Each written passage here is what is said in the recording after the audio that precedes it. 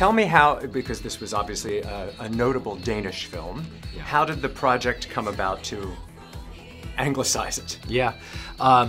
There's a producer named Joel Michaels who fell in love with this movie as pretty much everyone who sees it did. You know, it was nominated for an Academy Award in 2006. Suzanne Bier is the filmmaker. She's really sort of like an emotional genius with her movies. And this producer brought it to me about 3 years ago. I think that there was a difficulty in figuring out a reason for this to be remade when it was so good already.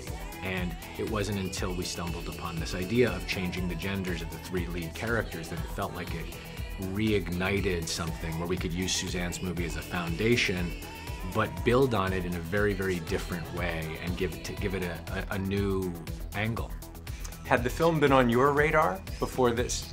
No, so little is on my radar, to be honest. But I love being introduced to things. I'm like a puppy; everything's a new discovery. But seeing this film awoke my eyes, I woke up to her. Not only thoroughly moved by the movie and so impressed with the, as Bart says, the emotional ambition of it, because it's quite subtle, and then it becomes incredibly dramatic.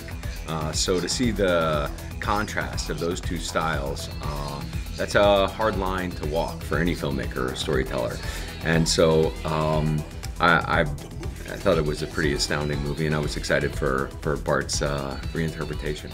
Explain the process for a layman in the audience who might not know how the film industry works.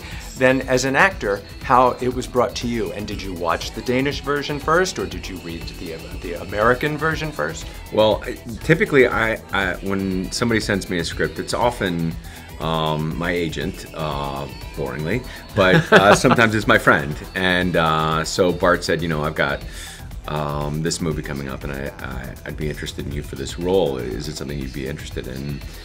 And so the first thing I do is I read the script and see if I have any creative way into the part. Sometimes you just want to do something because you need to work. Sometimes you want to do something because the people who are involved are badasses and you want to be in their company and maybe learn something.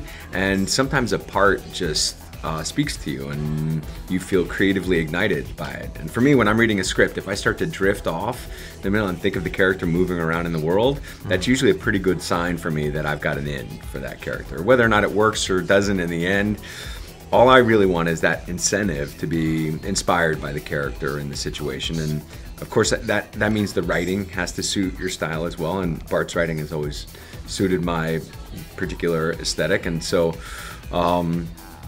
after I read it, then I watched the movie. And yeah, ultimately here we are. And you loved her wardrobe, so you played the role. And I loved her wardrobe. Yeah, I think, and it was a particular challenge with this part. Billy and I have worked together 3 times now, and I think we're great collaborators. We love to search for things. The process is so much of it for us, and we love to talk and search for things. But with this character, there's a lot of backstory. A lot has happened in this movie 20 years ago that's kind of coming to roost now. And I think that was a lot of the challenge that Billy and I talked about, is how, you know, he was saying to me, I want to play those scenes. You know, how do you carry that with you, and how do you play this thing now? So he spurred me on to think more actively about the character, something I changed from the Danish movie. She was really she was a stay-at-home mom, and that was part of the point of that movie. But I gave him this artistic sculpting career, which I felt like reflected his inner life, and it was something he had passed on to his daughter, his artistic ability. So there were different things, and Billy was constantly spurring me on to think about this character in a 3-dimensional way, and how could we make him more active in the narrative.